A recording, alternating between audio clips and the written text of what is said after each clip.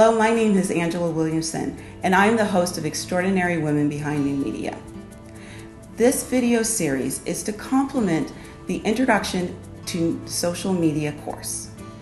Over the next few video trivia vignettes, you will be introduced to extraordinary women making their mark in new media. Many of these women are entrepreneurs specializing in social gaming, video production, and digital media planning. And these women are not alone. They are 8.3 million women-owned businesses in the U.S. economy alone. And it is growing at a faster pace than any other group. These women are the biggest users of every social networking site, except LinkedIn, but I'm sure that is rapidly growing. Women are leading in adapting technology in numerous ways. This includes e-readers, Skype, internet usage, and a number of other areas as well. But what's really important to notice here is that women are gaining in an area that has normally been dominated by men, social gaming. That's why we start this series with Valeska Jack. She is the co-founder and managing director of Rivet Technology. This social gaming company specializes in creating video trivia segments. Not to mention, Valeska has a wealth of knowledge with women gaining in this field of social gaming and using social gaming as an educational tool. Can you tell me what your advice would be for educators that are avoiding using gamification in the classroom? The biggest problem that I see with teachers is that they perceive gamification and they're approaching it like a game, like a video game mentality, where they feel it's too reward-based and they are motivated with an extrinsic motivators.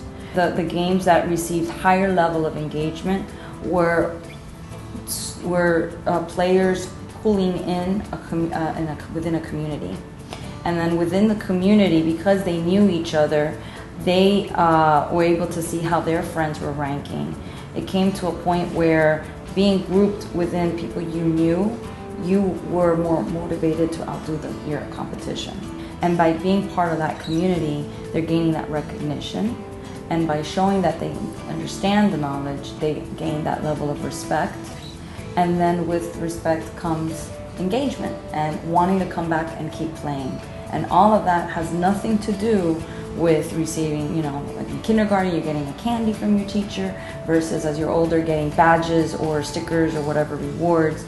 That's just little additions, but I won't say that's like the key motivation as to what brings them back. As a business owner, could you let us know what skills you're looking for when students apply for an internship or job and they tell you they've taken a social media course? Starting from the ground up, a lot of the students now that are in college, they grew up with this in high school and it's carried on into college. Relationships is so key when coming out into the workforce and either A, looking for a job, or B, if you choose to start your own business. And sometimes you don't start your own business right away. You may start your business down the road after you've gained real work experience. But I can't stress enough the importance of how many times, even high school contacts that I had in the past, even middle school contacts in the past have come through for me when it came to doing business deals or making that introduction that I needed to make in order to move forward with a particular negotiation that I had going on. So the beauty of social media is allowing you to stay in touch with everyone you've met pretty much in your life and keeping in good synergy, good energy with all of them. And relationship building is the number one thing I wanted to talk about. I asked you in a previous question, why do you think educators are avoiding using gamification in the course room? But there are a few number of educators, such as myself, that want to start using gamification. What advice could you give us as we move forward? Well, let's define what gamification is. Gamification is applying game-like mechanics into the content that you are educating your classroom. So if you take, for example, how would you increase awareness of your content? The first step is essentially placing them in a way that is inside of scenarios, applying the content into scenarios. so that not only are they doing it, but they're understanding it within that process of interacting with the game.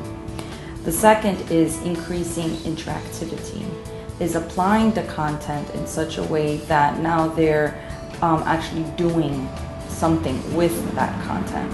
For example, with my video trivia, the content is being applied with what you're educating them about is put in the form of using video, and then immediately asking them a question to make sure that they're paying attention to the video. So now you have a level of cognitive awareness being applied in this process because they have to watch in order to answer the next question that's going to appear. There's awareness, interactivity, and then final is rewarding them for meeting their challenge. If it's the challenge was to meet their deadline, if it was, to pull a certain amount of resources before a certain time frame.